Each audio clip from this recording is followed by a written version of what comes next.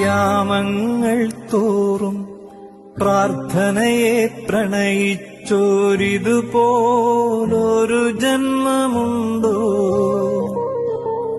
ഭോജ്യത്തെ കൈവിട്ടും ജപമുറിയിൽ ധ്യാനിച്ചും ജീവിതമിങ്ങനെയുണ്ടോ?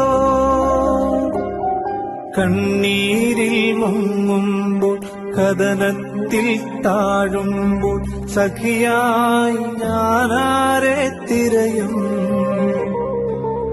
കാറ്റന്റെ തോണിയിൽ പകയോടടുക്കുമ്പോൾ തുഴയെറിയാനാ പുണ്യതാതൻ. ഇതെത്രയോ ഭാഗ്യം, എത്രയോ യോഗ്യം, മലങ്കരയുടെ മായാത്ത പുണ്യം.